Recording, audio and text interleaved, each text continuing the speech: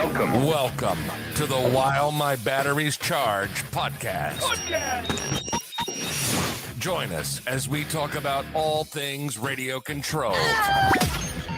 And now, your host, Folks, this man, he is the king. Mr. CCxRC himself, Tony CC. Hey, what is going on, you guys? Welcome to another While My Batteries Charge podcast. Today is going to be awesome. We've got somebody on here who I've followed for the past 8 years that I've been in the hobby. One of the first RC voices that really got me hooked on the hobby. So I'm excited today to have Chris, Mr. Hemistorm, Mr. Paint and Graphics here with us. Thanks His for having awesome me. self. Yeah, with the accent. With the accent. And man, I tell you what, your videos, like when I first got into the hobby, I had the Stampede two-wheel drive, and I was immediately wanting more. And but I wasn't sure what to get. And then I got a Losi. And this was still before I'd seen your stuff, but then I was hooked. Like I think everybody gets when they get into RC, they just start like buying stuff and wanting to try something new. And then I was like, well, I want a crawler, and I looked in all the wrong places. And I said, well, I kind of still wanted to go fast, but I wanted to crawl. And I started looking at the Yeti, and that's when I found your videos. Yeah, I did a lot on the Yeti. I'm still bummed that I discontinued that because I do think that it was a good truck that had a lot of potential as well. Yeah, and people are building a lot of stuff like it now. In many ways. If you look at all the Baja Rail lineup, all that stuff is basically based off the Yeti. Yeah. Yep. With the solid axle rear independent front. Yeah. I think the biggest downfall for the Yeti was that the XL was perhaps released a bit prematurely. Yeah. And all of the hardware and all of the engineering on that one was basically, I think, a bit too puny and a bit too brittle for what it should have been. Yeah. I remember that there was like a diff fix. Oh, yeah. Yeah. Well, you needed to throw a whole lot of money on added to it to make it a fun truck. But, well, it is a fun truck once you have it up and running in that way.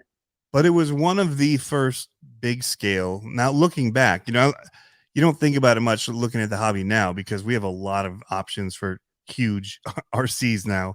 But back in the day, there weren't many XL vehicles like that. No, well, we had the gas power ones, but nothing with like a live rear axle because this was even before, or maybe simultaneously when Kraken got out with the Vecta. Yep. Which I find a hideous truck, by the way, just because it's too wide for what it's supposed to be. The emulating, yeah. Yeah. And those wheels are like too tiny. So I think that the Yeti captured the whole vibe of what we wanted a lot better. Also being electric, of course. Yeah. And seeing that Axel came out with it was fantastic. That's also, I think, why I'm so giddy about the whole SCX6 and seeing that right now. I do think that they got it right in every single aspect with that truck because all the hardware is big, all of the engineering is on point. It is, well, it's overpowered and over-engineered in every single way, but it's such a nice platform to work on as well. Where the Yeti was a bit more of an Exoterra to work on, in it being like a bit of a headache. Yeah, I remember when I first got my regular Yeti. Yeah, and I think they hadn't Loctited the grub screw on the pinion. Oh, and yeah. that came out like even just getting into to redo all that was like, man, that was a pain to get in there. Yeah, definitely work on. But well, I know you're doing some awesome stuff with your SCX6, and I definitely want to talk about where things are now in the hobby and how you've seen stuff grow. But I think to get to there, why don't we start with what got you into the hobby first, and then we'll kind of build from there, like how you've seen it change and morph over the years. Yeah, sure. Did you start gas or nitro? How far back did you start? I started when I was 12, I guess, with like toy grade. 11, 12. Like Nico? toy grade or? Yeah, Nico, yeah. And then after that, a couple of years, nothing. Then I bought myself a Tamiya, TL01. So that's really a couple of years on already. Just because I had back when I was like 6 or 7, I had like a neighbor kid who had who had saved up all summer doing like some sort of work out at a farm, and he bought a Tamiya, and I just remember being super envious of this kid. Yeah. So at some point, I had basically cash to spare. So, well, that's when I got into the hobby, like hobby grade. Okay. Well, then life happened, so I bought a house, and that needed to fix a lot at the house, and so a couple of years of nothing. Then I bought an HPI Firestorm, so that was my first nitro. Also, one of my last nitro, just because that wasn't exactly a great experience in keeping it up and running. Just because there was always something. Either the receiver battery was empty, or the glow plug battery was empty, or the nitro fuel just wouldn't run when you wanted it to run. There's just so much stuff that you need to get right to get that to run right. Plus that what is it, a G3.0 engine? Okay, I don't know. That wasn't the best. That wasn't the best engine at all. When I got into it, nitro was kind of slowly declining. Yeah, exactly. And then after that, I bought. People did. Yeah, well, the Savages, they were great. And then back in the day, you also still had the Emax. Yep. Did you have a nitro Savage or no? Yours was. No, I do have the Octane. The Octane. The 15cc 2-stroke. Okay, so regular gas. gas one. Yeah. Okay. Yeah.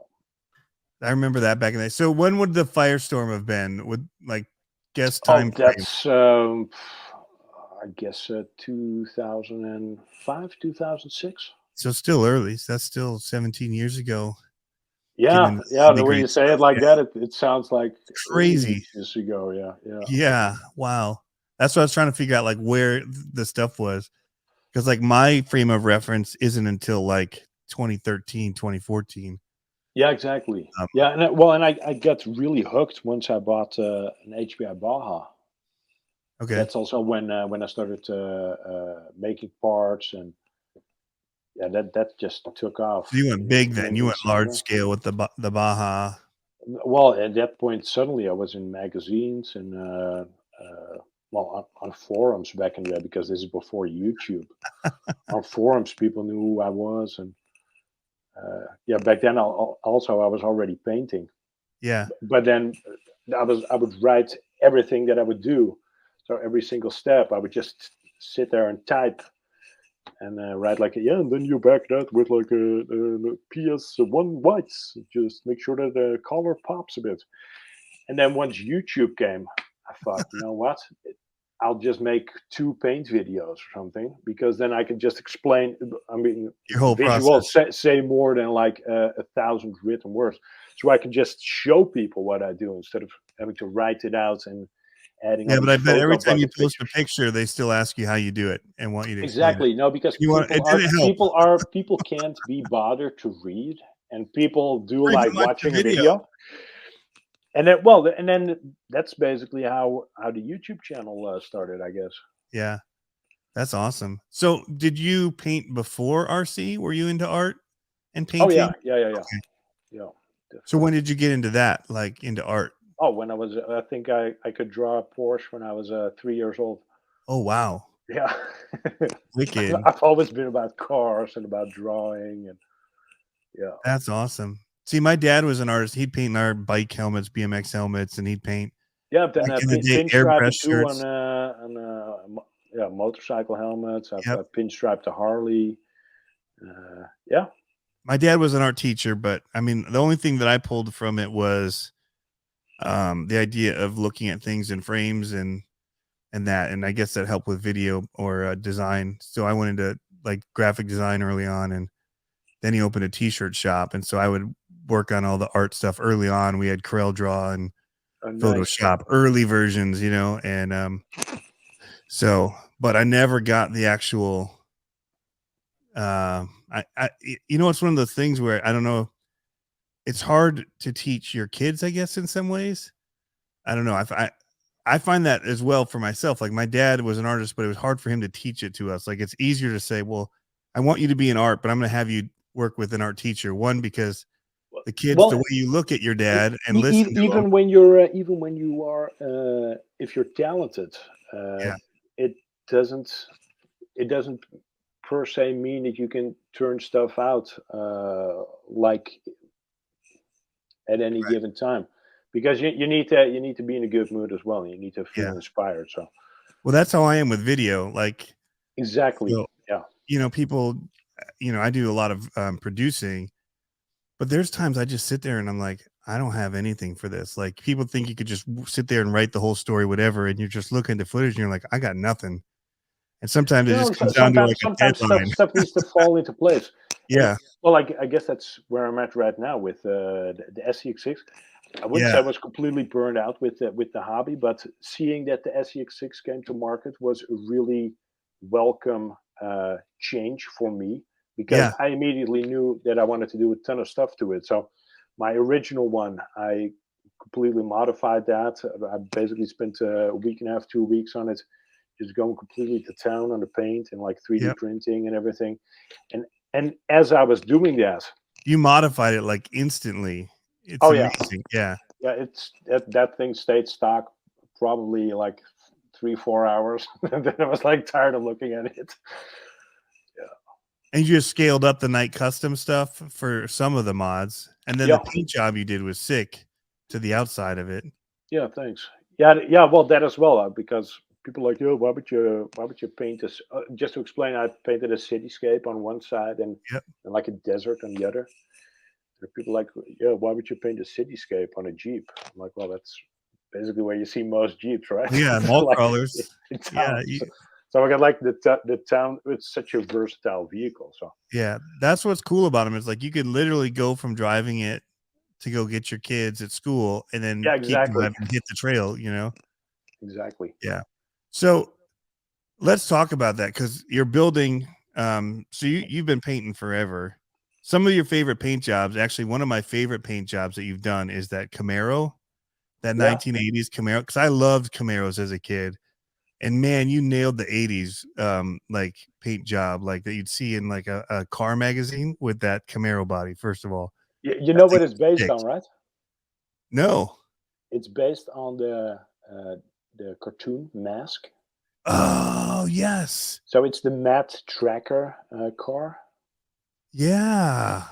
Oh so it basically also has the. That's why it had the look that I recognize. Yeah. For a lot of people, it immediately clicks. They go, "Oh yeah, hold on," because it also has like the. It's of course fake, but I did paint all the shut lines on it also for the gullwing door, so it has those shut lines on top of the roof. So it looks basically exactly like the. Well, like upscaled if you would look at the toy, but at the Matt Tracker car. Okay. And then seeing that cartoons in the 80s, was pretty basic drawing stuff. So I could add some more detail to it. Was it Thunderhawk? Yeah. Yeah, that was it. Oh my gosh, how did I not recognize that? Oh, that's awesome. That's even better. I knew I'd seen something like that. Like this, it just reminds me of being a kid. As I'm looking at him, like he nailed this paint job. It's one of the coolest cars I've ever seen, and I did not know that it was from Mask. There was somebody on a Mask page on Facebook who picked up on it that I did that, and that's a whole different crowd again, like the Mask fans from back in the day, and this is a big group of enthusiasts who are really all about that cartoon. So that was pretty funny as well. It would fly, the doors would go up. Yep. Oh man, why isn't that a reality by now? Yeah, 2022. We should have flying Camaros. Well, we're getting there, I think. Yeah, not too far. So your SCX6, I keep delaying talking about that. You are converting it, and you've gone nuts with it. You went from the paint job and the Knights custom stuff, but you're like, no, this still isn't good enough. Yeah, and you've done something that you did back in the day where you took the Yeti XL, right? And you made it like XXL. Yeah, except that my SCX6. Well, no, it's actually the same with my Yeti XL as well. That one was done, and then I photoshopped a stretched version. Yeah. And And back then then you it was did. with Rodney at Axial. So I sent Rodney a picture. I'm like, hey, what do you think about this? He's like, oh damn, he's like, that would be really cool. I said, well, I could build one if you want. So then a week later, like I had all the ingredients here to start building one. Wow. But that one was as an engineering feat. There was a lot going on with that XXL, seeing that it had 2 ESCs and 2 motors. So it basically you got dig, you got over and under drive. You can set up absolutely everything. So that thing's pretty nuts when it comes to that type of stuff. Yeah. Whereas this one is, of course, the SCX6 Gladiator that I'm building right now is a bit more basic, as it still runs off of 1 ESC, 1 motor, but I did need to figure out a way to stretch it so it looks right, but it also acts right on the trail. Yeah. So with well, you know this, with the SC Extended version 3, they kind of took some liberties in keeping it a bit shorter than it actually is. Yep. So if you look at a full size Jeep JLU, then there's a certain growth factor if you would compare it to the wheelbase and the overall length of a JT, of a Gladiator. Right. So if you take that same factor and put it to SC Extend version 3 measurements, then the truck would have been a bit longer than Axial made it. Yeah. So what I did with my SCX6, it sits between where it would actually be if you compare it to full size and where Axial has it on the SC Extend version 3 series. Just because I want to keep it drivable, but I also want to have something that does look sort of realistic, or at least as realistic as I can make it, because I do, of course, have some limited means in working with the stock body and stuff like that. But yeah, so far it's going pretty well. Yeah, and you've been custom making a ton of stuff to make that happen. Yeah, I mean the chassis in itself, that was pretty simple. So I added a second skid plate that I worked into the first skid plate just so it looks smooth, and I made my own rear drive shaft just so I could bridge the gap in the length. Yep. So the chassis itself is stretched, I believe, 72 millimeters. Right. And then the overall body is stretched 89 millimeters. So for people to understand this, you didn't just lengthen the rear links in order to go longer. You extended the gap in the middle. The skid plate is actually exactly longer. Yeah. And the links are still the same length, but they just attach further back. Yeah, so you have the exact same, or almost the exact same geometry that you would have on a full-sized Gladiator. Right. Because a full-scale Gladiator wouldn't have like the oversized links that you would find on an SC Extended version 3 Gladiator. Right. Because they were trying to keep the same skid plate that they used before instead of... Yeah, of course. They just want to keep it as simple as possible, basically. But it's almost simpler to just attach another skid plate and keep all your links the same length that they already are. Yep. Especially with an SCX6, seeing that there's quite a bit of tooling going on and quite a bit of machining to get those links made in the first place. They're beefy links. Incredible. Yeah. Definitely. They definitely scaled things up on that build. Yeah. So let's talk about the SCX6. It renewed your interest in some ways in what was going on with RC. So what I actually think is priced pretty low, like considering a lot of things that they did with it. Oh yeah.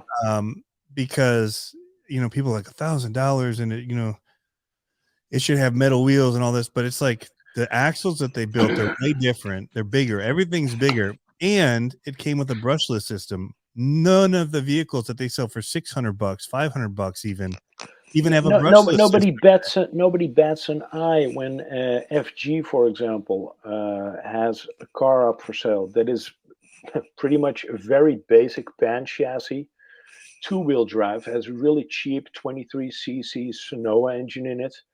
super cheap, bottom of the barrel, the electronics, and they sell it for $1,400, and everybody goes like, "Oh, that's great! That's like the holy grail of RC." And granted, those are really nice vehicles, and there's quite a bit of money that goes towards licensing those bodies. Yep. But seeing what Axial did here, and that they didn't skimp out on anything. I feel, because that steering servo as well. People go like, "Yeah, I feel like it's underpowered in the steering department." Well, then you just add a different BEC and you run that steering servo on 7.4 volts if you want to do that to get most out of that servo. Yep. Because there is still a bit to go on it. You don't need, just to put it like that, you don't need to have a $400 or $500 servo in that truck to make it do what you hope it will do. Right. It's nice to have options, as it is with absolutely everything. But it's just a really nice, well put together truck. Yeah. If anything, I would have liked the interior panel to be a bit more detailed and a bit deeper. And that's my only complaint. Call it a complaint. Yeah. More scale. Yeah. Yeah, a bit more scale. Yeah. Yeah. Did you know that interior panel that it is not Lexan? No. No, I didn't know that. I figured it out this week when I was modifying it. What's it made out of? It's black styrene. Oh, wow. Yeah. And then they just vacuum form it. Yeah, exactly. I already found it. It was like awkward to paint it because I painted the regular length SCx6 that I have. Painted it whole interior, and I thought that it felt a bit odd in adhering at some places. Yep. Didn't have real trouble, but I could just sense that it was different from what I'm used to. It didn't feel like it really had the bite with the paint, but this explains it. That's so if you don't want to repaint it, you can immediately just hit it with a TS paint. Yeah, I was going to ask. So you just use a polycarbonate paint, right? No, a regular plastic spray paint. Just spray paint. Yeah. Okay. Wow. Well, that makes it easier. And definitely find and source paint for it. Yeah, but that means that you can also use you guys have Rust-Oleum, I think, and yeah, there's tons of color options. Immense. Definitely. Wow. Okay. Yeah, I haven't taken mine out. I did get a new servo for mine just because I know that Spectrum one worked so good in I have that custom monster truck that Bari built for me. Yeah. And if that little servo can move those big tires, those low C monster truck tires as fast and powerful as it does, I knew it would just basically move the Jeep anywhere I wanted to go. But it was like 250, I think, 260. It's not a 400 or 500, but it has the power of something much bigger than it is. So exactly, but I mean, it's the same with the low C5. People running double steering servos at some point. Yep. Yeah. I don't have that in mind. I thought it felt pretty good. No, the sky is the limit, of course. With some people mod them like crazy, like metal everywhere, and my low C5, I started having problems the second I started upgrading stuff. It ran so good until I started changing like the pipes and all that on it, and then it's like now one problem sort of causes the next.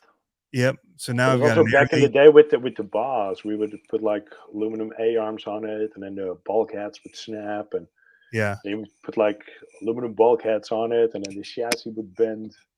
Yep. I'm at the point now where I'm just probably going to buy a new engine for it. Just go back to, because it was so much fun, and it was fast enough for me stock, but I started oval racing. That's the crazy thing. Like everybody that I know from back in the day, from the Baja forums, they're all after stock bars now.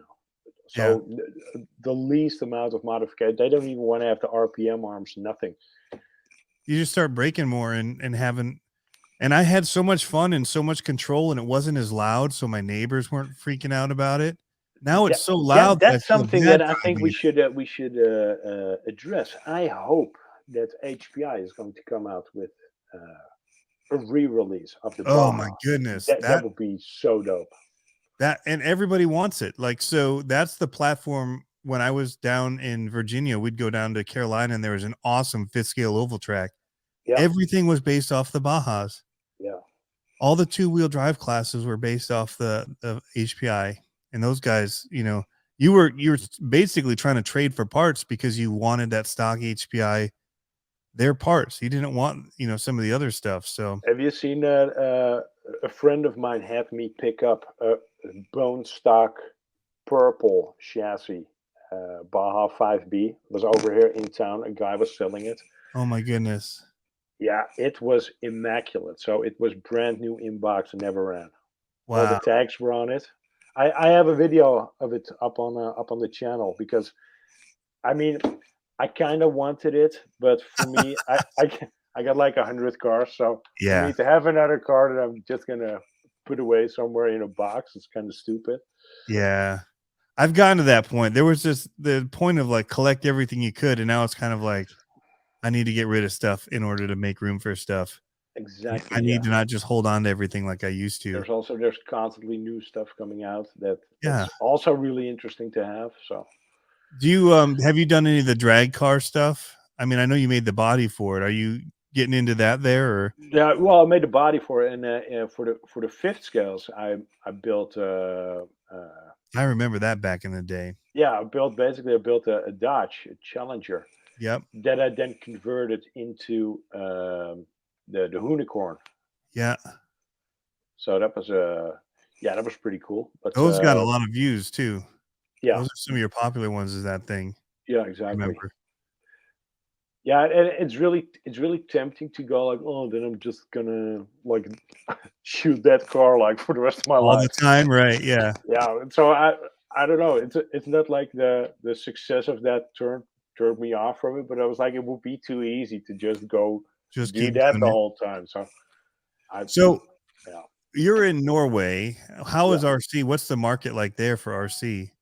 It's Like, do you have mostly hobby shops that are pretty good with the new stuff, or well, we used to have a hobby shop in town, and there used to be a couple of hobby shops around here, but it seems like it has died down a little bit. So there's quite a bit of online stores as well, okay? and those are doing pretty well. So you're But able to get some of the stuff, the newer stuff. the regular mom and pop shops, those are No, hard to come by.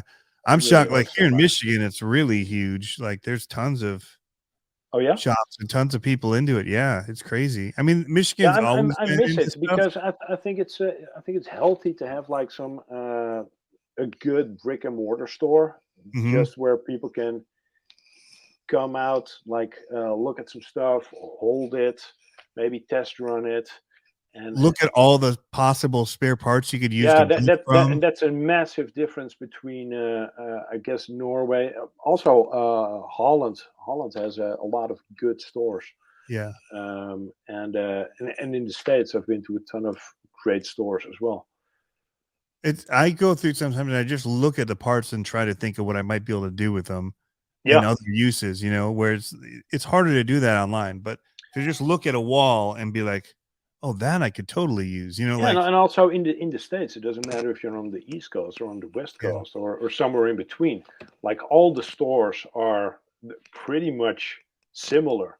yeah, So yeah. I've been to hobby stores in Florida. I've been to hobby stores in Kansas, and I've been to hobby stores in well, near Sacramento, also in LA.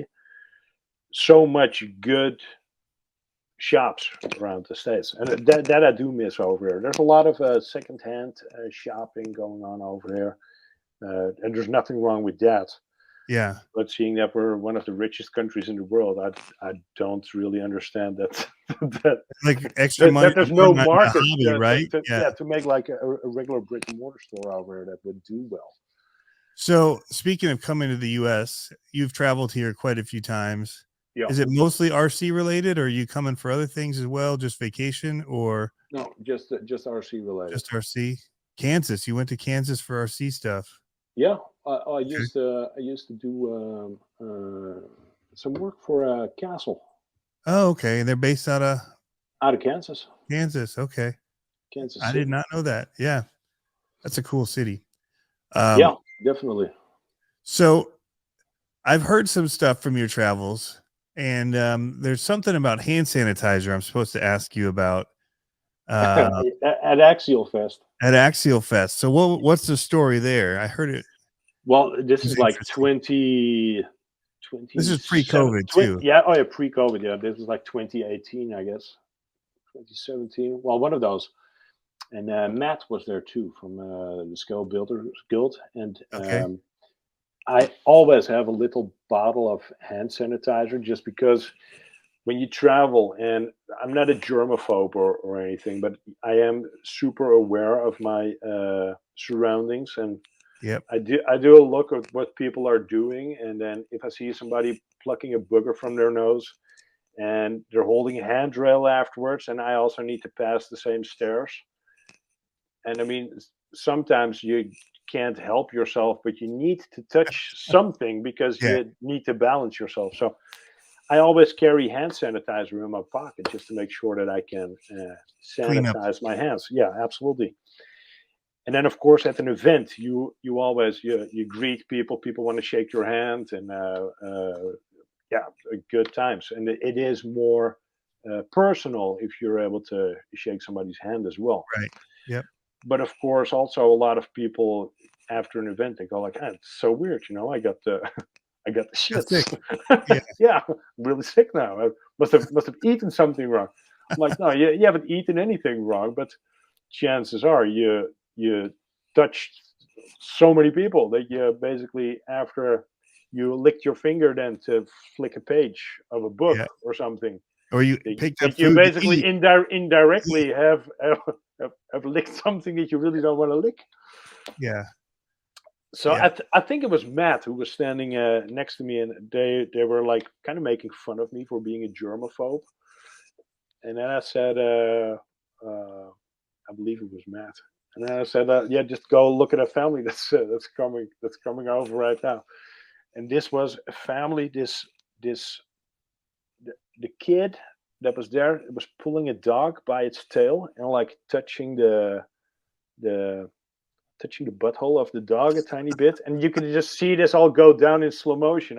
As I was explaining to, I think it was Matt, Goodness. like why I had hand sanitizer. And then he held his mom's hand, and then the mom touched the dad, and then the dad comes out with his hand stretched out towards me, and I'm like, "Hey, I'm busy here, but hi, nice to meet you guys." I did shake his hand, of course, because he had like third generation dog shit on his fingers, this man.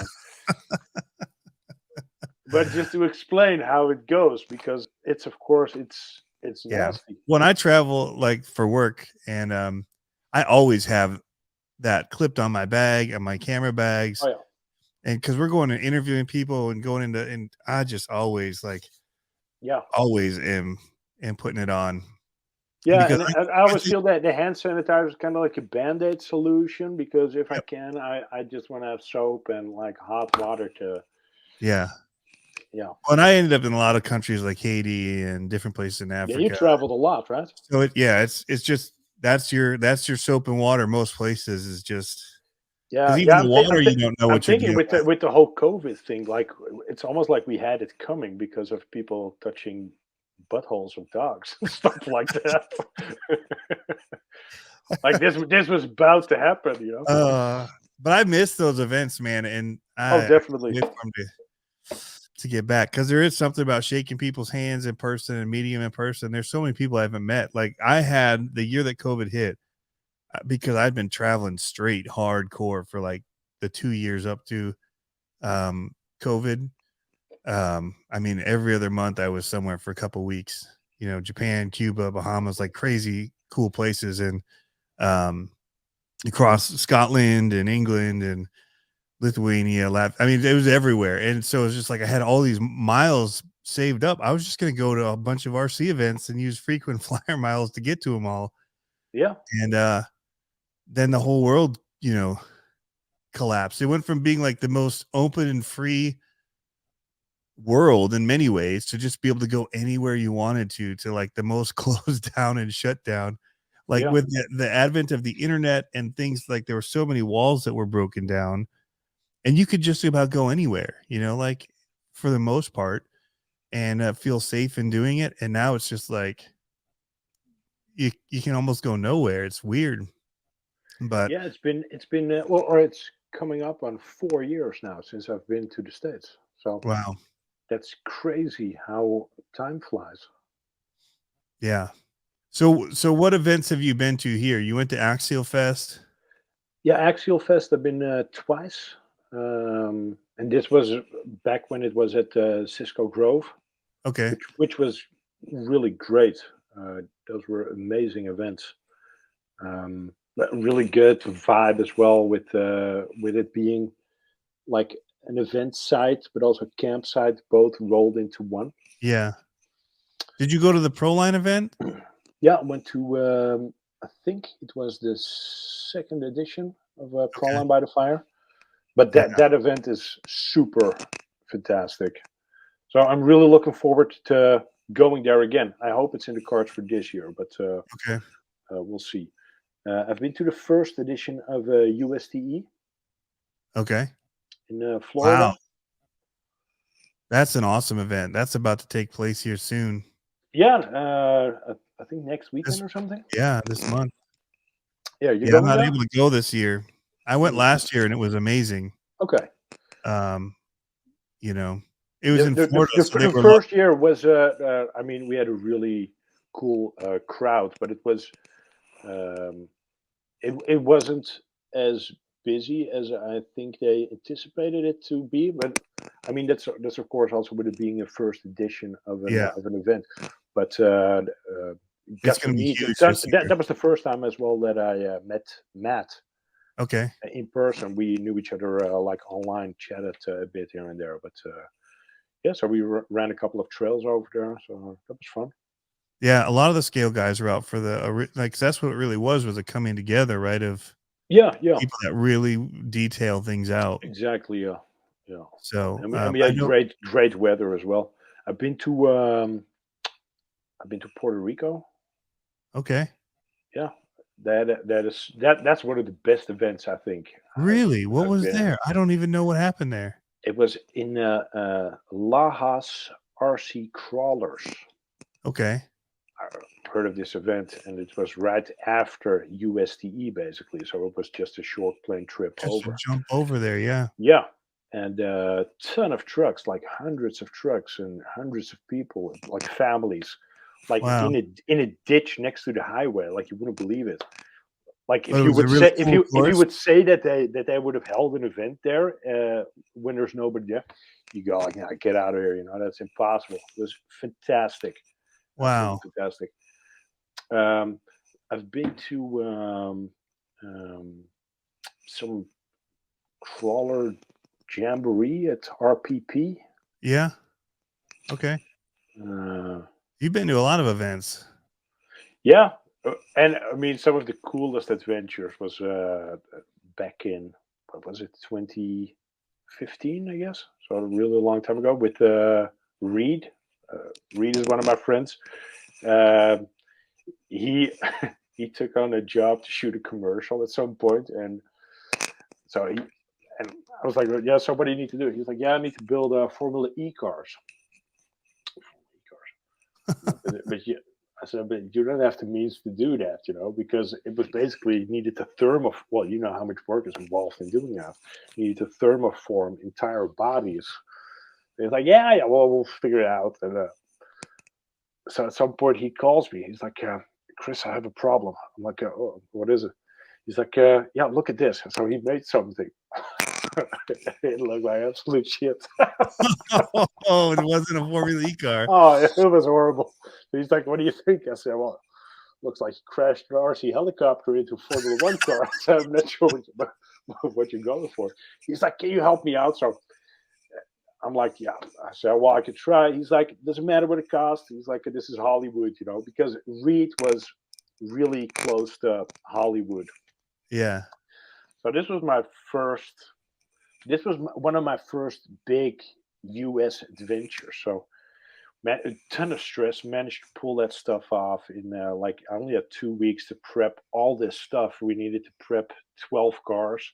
Oh my So I goodness. flew into to Los Angeles. Reed and I were basically spray painting cars until deep in the night in downtown LA. And then after that, we flew to Miami, and then we shot a commercial there. We stayed in a 5-star hotel. It was absolutely crazy. It was spring break. Oh my You wouldn't gosh. believe it. I can write a book about that. And you know what it is with some of that stuff, and also with Axial Fest. Sometimes the best adventures and like the best memories, you're making them when you're really not expecting it. Yeah. And it's really important to kind of take a break at times, just to realize what it is that you're doing, Yeah. just so you can That's fully cool. appreciate it. Because it's always in hindsight that you go like, oh my god, that was like so crazy or so awesome. And I got this opportunity because of RC cars. Yeah, like go figure, right? How insane. Yeah. Yeah. So what do you see going forward? Like, I know you're working on finishing this epic SCX6 Jeep Gladiator. It's going to be like the only one that's out there that's like it. Yeah, But what do yeah. you see Well, forward? unless Axial, of course, says, "Hey, that kind of looks cool. Let's produce one." Right. People have asked me, like, "Yeah, what are you going to do if Axial decides to come out with their own?" I'm like, "Well, I applaud it. I'm really looking forward to that Yeah. happening because I think there's a huge market for it, and I also think that they would have an additional wheelbase chassis on which a ton of cool bodies could be put." Right. So I do hope that something along those lines is in the pipeline. Um, well, apart from that, a ton of great new trucks out. People are really eager to dislike stuff, it seems. But for example, the Fire Team by Arma, that's a really original, super cool platform. I have one as well, and mine came in a bit late. I don't see use for me to put out a running video of it at this moment. So, but it is on the nomination of getting painted. Hopefully, somewhere in the You gonna next do week. something with it? You're changing it Yeah, all. yeah. I want to do something cool with it. So, Okay. any suggestions you have are welcome. I just look forward to seeing what you do with it. That's how I am with most of them. Like even like your Rift looks super cool. Thanks. You got that new Capra as well, right? The rear steer one. Yeah, I do. How do you like that? I actually haven't seen one of them in person yet. I know it's like the old one. It's a handful. It's a handful to Is it? drive it. Yeah, I mean it is super capable. Of course, I'm not in an area where we do any camping and stuff, but Right. it's a perfect rig to tackle any type of technical trails. There's a And lot to also, think about with the rear steer and when to use yeah, it. and I'm thinking I do have a DX5 Pro laying around as well, so I might change out the radio just to make it a bit easier to work with. Okay. Because Because there you doesn't can that just have a dial on it? yeah, exactly. You And can you just can actually dial it? toggle through the modes and Yeah. steer it that way. Because right now you need to, you're like you can't make it look cool for some reason because you're always like, oh, I need to dip that switch, and I need to do that, and then Yeah. kind of a I remember somebody had a radio where it actually had a dial on it, and they yeah, could almost turn it like it's another steering wheel for exactly. being able to just and it's like, whoa, okay, yeah, I like that. Yeah, and that makes way more sense, I think, Yeah. for that truck. But I yeah, would that's love a to really get one cool with a release as thumb well. wheel on the back of the handle somehow. Yeah, Because if you want to force steer, like even the monster trucks, they do force steer. But all I have is like toggle on or off. And so I have mine set to like a 3-point switch. And if I push it forward, it turns it the wheels right, but you don't have control of how much. It's just it's all all or or nothing. nothing. Yeah, exactly. And so I just set it to like 30%. So it won't be like crazy, like hard to steer, but it'll give me that extra. But man, it would be nice to be able to roll a wheel and have it snap back to 0. Yeah. But you know, I don't know. It'd be cool so that you could control it and then you could let go of it and it would just go back to centered. I'm thinking we will see some different types of radios, hopefully in the coming years. Something that kind of goes away from the norm that we have now with the pistol grip radio. Yeah. Just because I think there's a lot more possible if we were to step away from that and do well, like you also say. Well, even For example, yeah, I could just do rear steer with the almost left like and right gear. PlayStation it. You know what I mean? Yep. That would be cool. And they had something like a PlayStation one for the drones. I remember that. Yeah. And that would be cool because you could drive forward, reverse, and turn your front wheels with one stick here, but then your other stick could be used for rear Yeah, and steer. that's so I haven't crazy. thought about that. You can make it very intuitive if you just put your mind to it, I guess. Well, this is cool. So what do you is there an RC you'd like to see come out, or a type of car that you'd like to see made into an RC? Oh, there's a lot. For now, I hope that we will see an SCx6 Tacoma crew cab, so Gladiator wheel-based. So Gladiator could be a nice first step, and then hopefully if Axial gets like a Toyota license, then we'll see something like that appear. Toyota, okay, but still a platform. I wouldn't be surprised if we see another 6th scale crawler come to market. Hopefully, Traxxas has accepted the challenge and is working on something. Just because I think they did really amazing with their TRX4 as well. Yeah, some innovative stuff there too. And if they would also get into that 6th scale crawler market, I think there's a lot of cool stuff that could be possible. So speaking of companies, now we've hit on Traxxas and that TRX4. That's something we see a lot of. And you've done some cool stuff with. I remember seeing you had a Gatekeeper that you did some awesome stuff with. And do you have other Element stuff that you've done? I have, well, I have all of Night them. Runner? Yeah.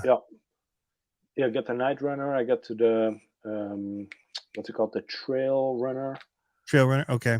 I remember seeing the I got the Trail Walker. The Trail Walker, I did some pretty extensive modifying on the body. Yeah. So I bobbed it, put an interior in there, put like a T-top roof on it. Okay. You need to check that out. That's I need to go and look for it. Yeah, that was a fun little project. Element also has some really great trucks because that Gatekeeper is one of my favorite trucks to run. Yeah, and so I have the Ecto version that doesn't have the cage. Yeah, that's the only Element I have, and I was very impressed with it out of the box. And the transmission is with the cage. I'm like, this thing is going to be so top heavy as I was assembling it, because it was literally as much work to assemble the cage as it was to assemble the rest of the chassis. Yeah, I do remember. You know, that's a lot of weight that they're putting up top there. But when I had it out on the trails, I was like, great. I thought at first, like coming up to some of my regular spots, I'm like, there's no way that it's going to tackle this, because my SX10 version 2, like I could do with like heavier wheels and stuff like that, but it needed mods to tackle those areas. And on that Gatekeeper, I had some plastic Proline wheels with the Hyraxes. I just went on it, no problem whatsoever.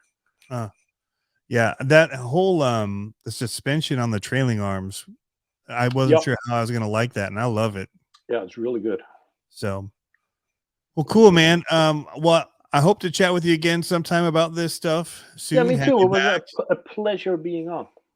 And I jump around on these things, especially first time, because there's so many areas, and I think about something like, I want to ask them about this, and so it kind of just jumps all over the place on these. And having extra time to just delve into one project would be really cool.